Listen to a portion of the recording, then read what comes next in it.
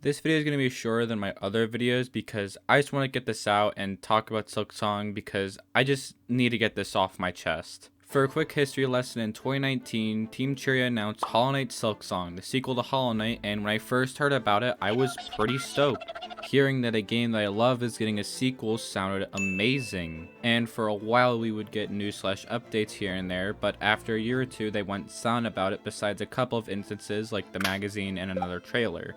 And because of the silence every time a Nintendo Direct or a State of Play or any of the sorts happens, people go ham hoping for Silksong, whether it's spamming the chats, changing PFPs and nicknames to have hashtag SilkSleep, or staying inside of AFK VCs in the hope that something comes up. And look, I'm not here to ruin anyone's fun, but doing this won't help a thing. There have been dozens of videos of people talking about when will it release and how far is Team Cherry in development, and at a certain point, this stuff gets kind of annoying. And to see people get their hopes up for nothing every time is really sad, and at a certain point I gotta ask, when can these people just move on? It has gotten so bad that people start to question if the game is even in development still. Like, yeah, no shit, of course it is. If Team Cherry canceled this game, then we would know by now. Look, all I'm trying to say is to be patient. There are 3 people working on this game with one of them doing all the art. So yeah, this game's gonna take a bit. I don't think that this should be much of a surprise that the game is taking so long. And if I'm being real, I can wait another couple years for this game to come out if it means it will be much better. If anyone at Team Cherry is watching this, please release the game when you think it's time, when you see and play it and believe it is good enough to be shipped out to the public, not when a bunch of people want it. Companies have done that and it hasn't turned out that well, like with Cyberpunk. When it launched, it was extremely buggy, laggy, unoptimized, and it turned into a laughingstock on the internet. Granted, I believe it's gotten better from what I've heard, but still, the last thing I want is the sequel to be dog shit on release.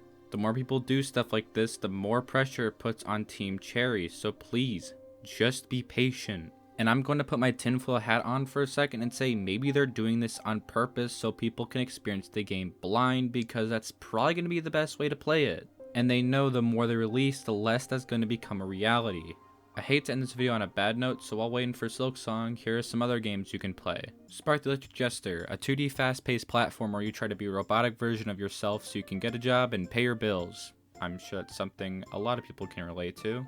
There are 2 other games in the series and they're both amazing 3D platformers. The Messenger, a 2D platformer that is styled like the old Ninja games on the NES. The final one I'll mention is Pizza Tower, a fast-paced 2D platformer that is in the River Hose style that takes inspiration from the Wireland series. And I think that wraps up my recommendations. Once again, all I'm asking is for people to be patient and to understand that this shit takes a lot of time. It shouldn't matter how long the first game took, because for all we know, this could be even bigger than we anticipated. So please, all I'm asking is to just calm down.